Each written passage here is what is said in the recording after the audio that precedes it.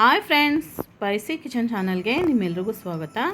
ಮಕ್ಕಳು ಬೇಸಿಗೆ ರಜಾ ಮನೇಲಿರೋದ್ರಿಂದ ಕೇಕ್ ಮಾಡೋಣ. ಸಿಂಪಲಾಗಿರೋ ಕೇಕು, ಮನೇಲಿರೋ ಸಾಮಗ್ರಿಗಳನ್ನೇ ಹಾಕಿ ಸ್ಪಾಂಜಿ ಕೇಕ್ ಥರ ಸೂಪರಾಗಿ ಬರುತ್ತೆ. ಇದು ಮಾಡೋಕ್ಕೆ 2 ಮೊಟ್ಟೆ ಹೊಡ್ಕೊಂಡು ಅದನ್ನು ಚೆನ್ನಾಗೆ ಬೀಟ್ ಮಾಡ್ಕೊತಾ ಇದ್ದೀವಿ. ಇದು ಮಕ್ಕಳು ಮನೇಲಿರೋದ್ರಿಂದ ಮಕ್ಕಳ ಕೈಯಲ್ಲೇ ಮಾಡಿಸ್ತಾ ಇದ್ದೀನಿ ನಾನು. ಇದನ್ನು ಚೆನ್ನಾಗಿ ಬೀಟ್ ಮಾಡಿಕೊಂಡು 1 ಕಪ್ ಸಕ್ಕರೆನ ಸ್ವಲ್ಪನೇ ಹಾಕ್ಕೊಂಡು ಚೆನ್ನಾಗಿ ಬೀಟ್ ಮಾಡಬೇಕು. ಸುಮಾರು ಒಂದು ಅರ್ಧ ಗಂಟೆ ಹಿಡಿಯುತ್ತೆ ಇದು ಬೀಟ್ ಮಾಡೋಕ್ಕೆ.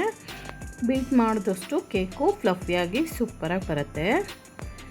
ಇದಕ್ಕೆ vanilla essence 1 spoon, pineapple essence 1 spoon ಹಾಕ್ತಾಯಿದ್ದೀನಿ. ಇದಕ್ಕೆ ಹಾಕಿ ಚೆನ್ನಾಗಿ ಬೀಟ್ ಮಾಡ್ಕೋಬೇಕು. ಸುಮಾರು 20 ನಿಮಿಷದವರೆಗೂ ಹಿಡಿಯುತ್ತೆ ಇದು ಬೀಟ್ ಮಾಡೋದು. ಆಮೇಲೆ ಅದೇ ಕಪ್ಪಲ್ಲಿ 1 ಕಪ್ಪು ಆಯಿಲ್ ತೊಗೊಂಡು ಆಯಿಲ್ನು ಸ್ವಲ್ಪ ಹಾಕ್ಕೊಂಡು ಚೆನ್ನಾಗಿ ಬೀಟ್ ಮಾಡ್ಕೊಳ್ಳೋಣ. ಈ ಕಡೆ ಮೈದಾ ಹಿಟ್ಟು, ಆ ಕಪ್ಪಲ್ಲೇ 2 ಕಪ್ ಮೈದಾ ಹಿಟ್ಟು, 1 spoon baking soda, 1 spoon baking powder ಇಷ್ಟನ್ನು ಹಾಕಿ ಚೆನ್ನಾಗಿ ಜರಡಿ ಇಟ್ಕೊಳ್ಳೋಣ.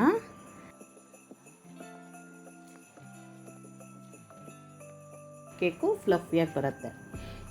ಜರಡಿ ಹಿಡಿದು ಚೆನ್ನಾಗಿ ಮಿಕ್ಸ್ ಮಾಡ್ಕೋಬೇಕು. ಅದನ್ನು ಮೈದಾ ಹಿಟ್ಟು, ಬೇಕಿಂಗ್ ಸೋಡಾ, ಬೇಕಿಂಗ್ ಪೌಡ್ರು ಎಲ್ಲನೂ ಮಿಕ್ಸ್ ಆಗುತ್ತೆ. ಚೆನ್ನಾಗಿ ಮಿಕ್ಸ್ ಮಾಡೋದ್ರಿಂದ ಸ್ಪ್ಯಾಚುಲಾದಲ್ಲಿ ಮಿಕ್ಸ್ ಮಾಡಿಕೊಂಡೆ. ಇದಕ್ಕೆ ರೋಸ್ ಸಿರಪ್, ಇದನ್ನು ಹಾಕೋದ್ರಿಂದ ಒಳ್ಳೆ ಕಲರು ಬರುತ್ತೆ, ಟೇಸ್ಟು ಬರುತ್ತೆ. Rose syrup, rose milk, milk shake ಎಲ್ಲ ಮಾಡೋಕ್ಕೆ ಇದನ್ನು ಬಳಸ್ತಾರೆ. 2 ಕಪ್ ಮೈದಾ ಹಿಟ್ಟಿಗೆ 1 ಕಪ್ಪು ರೋಸ್ ಸಿರಪ್ ಹಾಕಿದ್ದೀನಿ. ಈ ಬೀಟ್ ಮಾಡ್ಕೊಂಡಿದ್ದ ಮೊಟ್ಟೆನೂ ಅದಕ್ಕೆ ಸೇರಿಸ್ಕೊಂಬಿಡೋಣ. ಸೇರಿಸ್ಕೊಂಡು ಕಟ್ಟನ್ ಪೇಸ್ಟ್ ಮೆಥಡಲ್ಲಿ ಇದನ್ನು ಮಿಕ್ಸ್ ಮಾಡ್ಕೋಬೇಕು. ಹೇಗಂದ್ರೆ ಹಾಗೆ ಮಿಕ್ಸ್ ಮಾಡಿದ್ರೆ ಕೇಕು ಫ್ಲಫಿಯಾಗಿ ಬರಲ್ಲ. ನೋಡಿ, ಬೀಟರ್ ಜೊತೆನೇ ಹಿಟ್ಟು ಕಲಿಸೋದನ್ನು ಕೊಟ್ಟಿರ್ತಾರೆ ಈ ಥರ. ಅದರಲ್ಲಿ ಮಾಡೋಣ, ಬೇಗ ಆಗುತ್ತೆ ಅಂತ ಅದರಲ್ಲಿ ಮಾಡ್ತಾಯಿದ್ದಾರೆ. ಚೆನ್ನಾಗಿ ಮಿಕ್ಸ್ ಮಾಡ್ಕೋಬೇಕು. ಗಟ್ಟಿ ಅನಿಸಿದ್ರೆ ಸ್ವಲ್ಪ 1 ಕಪ್ಪಷ್ಟು ಮಿಲ್ಕ್ ಹಾಕ್ಕೋಬೋದು, ಹಾಲು ಕಾಯಿಸಿರೋದು. ನೋಡಿ, ಒಳ್ಳೆ ಕಲರ್ ಬಂತದು. ರೋಸ್ ಸಿರಪ್ ಮತ್ತು ಫ್ಲೇವರು ಚೆನ್ನಾಗಿರುತ್ತೆ, ಟೇಸ್ಟು ಚೆನ್ನಾಗಿರುತ್ತೆ. ಅದರಲ್ಲೂ ಸ್ವಲ್ಪ ಶುಗರ್ ಅಂಶ ಇರುತ್ತೆ, ನೋಡ್ಕೊಂಡು ಹಾಕಬೇಕು.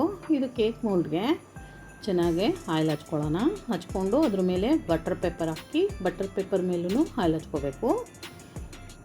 ಚೆನ್ನಾಗಿ ಮಿಕ್ಸ್ ಮಾಡ್ಕೊಂಡಿರೋ ಕೇಕ್ ಬ್ಯಾಟರ್ನ ಹಾಕೋತಾ ಇದ್ದೀನಿ. ನೋಡಿ, ಇದು ಕರೆಕ್ಟಾಗಿ ಹಾಕ್ಕೊಂಡು ಓವನಲ್ಲಿ 180 ಡಿಗ್ರಿ ಸೆನ್ಸಿಯೇಷನ್ನಲ್ಲಿ 40 ಮಿನಿಟ್ಸು ಕುಕ್ ಮಾಡಬೇಕು. ಇದನ್ನು 40 ಮಿನಿಟ್ಸ್ ಬೇಯಿಸಿದ್ರೆ ಸಾಕಾಗುತ್ತೆ. ಇದು ನೋಡಿ, ಚಾಕ್ಲೇಟು, ಡೈರಿ ಮಿಲ್ಕ್ ಚಾಕ್ಲೇಟು ಮತ್ತು ಮೇಡು ಮತ್ತು ಬಿಸಿ ಹಾಲು ಇಷ್ಟನ್ನು ಹಾಕ್ಕೊಂಡು ಚೆನ್ನಾಗಿ ಮಿಕ್ಸ್ ಮಾಡ್ಕೊಳ್ಳೋಣ. ಇದು ಕೇಕ್ ಮೇಲೆ ಹಚ್ಚೋಕ್ಕೆ ಕ್ರೀಮ್ನ ರೆಡಿ ಮಾಡ್ತಾಯಿದ್ದಾರೆ. ಚಾಕ್ಲೇಟ್ನ ಮೆಲ್ಟ್ ಮಾಡಿಕೊಂಡು ಬಿಸಿ ಹಾಲು, ಮಿಲ್ಕ್ ಮೇಡು ಮಿಕ್ಸ್ ಮಾಡಿ ಚೆನ್ನಾಗಿ ಬೀಟ್ ಮಾಡಿ ಇದನ್ನು ಡೀಪ್ ಫ್ರೀಝರಲ್ಲಿ ಒಂದು ಅರ್ಧ ಗಂಟೆ ಇಟ್ಟರೆ ಗಟ್ಟಿಯಾಗಿ ಕ್ರೀಮಿ ಥರ ಆಗುತ್ತೆ. ಅದನ್ನು ಕೇಕ್ ಮೇಲೆ ಸ್ಪ್ರೆಡ್ ಮಾಡಬೇಕು. ಸ್ಪ್ರೆಡ್ ಮಾಡೋಕ್ಕೋಸ್ಕರ ಇದನ್ನು ರೆಡಿ ಮಾಡ್ತಾಯಿದ್ದಾರೆ. ನೋಡಿ, ಅಷ್ಟರಲ್ಲಿ ಕೇಕ್ ಆಯಿತು. ಕೇಕ್ ಚೆನ್ನಾಗೇ ಬೇಕಾಗಿದೆ, ಚೆನ್ನಾಗಿ ಬೆಂದಿದೆ. ಮೇಲೆ ನೋಡಿ, ಒಳ್ಳೆ ಕಲರ್ ಬಂದಿದೆ, ಒಳಗಡೆ ನೀಟಾಗಿ ಬೇಕಾಗಿದೆ. ಕೇಕ್ ಮೋಲ್ಡಿಂದ ರಿಮೂವ್ ಮಾಡ್ಕೊಳ್ಳೋಣ.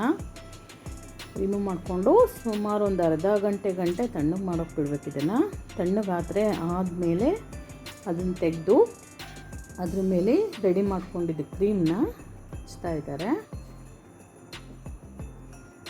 ನೀಟಾಗಿ ಎಲ್ಲ ಕಡೆ ಸ್ಪ್ರೆಡ್ ಮಾಡ್ಕೋಬೇಕು. ಸ್ಪ್ರೆಡ್ ಮಾಡಿಕೊಂಡು ಮತ್ತು ಇದನ್ನೊಂದು 10 ನಿಮಿಷ ಅರ್ಧ ಗಂಟೆ ಡೀಪ್ ಫ್ರೀಝರಲ್ಲಿ ಇಡಬೇಕು ಕೇಕ್ನ. ಆವಾಗ ಚೆನ್ನಾಗಿ ಸೆಟ್ ಆಗುತ್ತೆ. ನೋಡಿ, ಒಂದು ಚಾಕುಯಿಂದ ಹೋಲ್ ಮಾಡಿಕೊಂಡು ಚೆನ್ನಾಗಿ ಅದರೊಳಗಡೆ ಎಲ್ಲ ಸ್ಪ್ರೆಡ್ ಆಗೋ ಥರ ಹೋಲ್ ಮಾಡ್ಕೊಂಡು ಹಚ್ತಾ ಇದ್ದಾರೆ ಅದಕ್ಕೆ ಕ್ರೀಮ್ನ.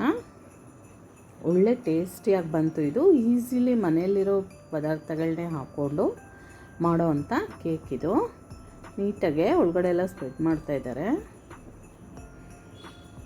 ನಿಮಗೆ ನನ್ನ ವಿಡಿಯೋಸ್ ಇಷ್ಟ ಆದರೆ ಪ್ಲೀಸ್ ಲೈಕ್ ಮಾಡಿ, ಶೇರ್ ಮಾಡಿ, ಸಬ್ಸ್ಕ್ರೈಬ್ ಮಾಡ್ಕೊಳ್ಳಿ ಫ್ರೆಂಡ್ಸ್. ನೋಡಿ, ಮತ್ತೆ ಡೀಪ್ ಫ್ರೀಝರಲ್ಲಿ ಒಂದು ಅರ್ಧ ಗಂಟೆ ಇಟ್ಟಿದ್ದಾರೆ. ಇಟ್ಟು ಅದ್ರ ಮೇಲೆ ಚಾಕ್ಲೇಟ್ ಬಾಲ್ಸ್ನ ಡೆಕೋರೇಷನ್ಗೆ ಇಡ್ತಾ ಇದ್ದಾರೆ. ಮತ್ತು ಆ ಕ್ರೀಮಿಂದನೂ ಕಟ್ ಮಾಡಿ ನೀಟಾಗೆ ನೋಡಿ ಎಷ್ಟು ಸ್ಪಾಂಜಿ ಥರ ಬಂದಿದೆ, ಒಳ್ಳೆ ಕಲರು ಬಂದಿದೆ. ಜಾಸ್ತಿ ಏನು ಹಾಕೂ ಇಲ್ಲ ಇದಕ್ಕೆ ಮೆಟೀರಿಯಲ್ಸು. ನೀಟಾಗಿ ಕಟ್ ಮಾಡೋಣ. ಮಕ್ಕಳು ಕಟ್ ಮಾಡೋಕ್ಕೂ ಬಿಡ್ತಾಯಿಲ್ಲ. ಅದ್ರ ಮೇಲಿರೋ ಚಾಕ್ಲೇಟ್ ಬಾಲ್ಸು ತಗೊಂಡು ಹಾಗೆ ತಿಂತಾಯಿದ್ದಾರೆ. ಕಟ್ ಮಾಡೋಕ್ಕೆ ಬಿಡ್ತಾಯಿಲ್ಲ. ಪ್ಲೇಟ್ಸ್ಗಳು ತೊಗೊಂಬಿಟ್ಟು ಬೇಗ ಕೊಡಿ ಅಂತ ಕೇಳ್ತಾ ಇದ್ದಾರೆ. ಮಕ್ಕಳಿಗೋಸ್ಕರನೇ ಇದನ್ನು ಮಾಡಿರೋದು. ನೋಡಿ ಕೇಕಂತೂ ಸೂಪರಾಗಿ ಬಂದಿತ್ತು. ಈ ಥರ ನೀವು ಮನೇಲಿರೋ ಪದಾರ್ಥಗಳನ್ನೇ ಹಾಕ್ಕೊಂಡು ಮಾಡ್ಕೊಳ್ಳಿ. ಎಗ್ ಬೀಟರ್ ಇಲ್ಲ ಅಂದರೆ ಮಿಕ್ಸಿಲಿ ಹಾಕ್ಕೊಂಡು ಚೆನ್ನಾಗೆ ರೌಂಡ್ ಮಾಡ್ಕೋಬೋದು. ಇಷ್ಟೊತ್ತು ನನ್ನ ವಿಡಿಯೋ ನೋಡಿದ್ದಕ್ಕೆ ಥ್ಯಾಂಕ್ಸ್.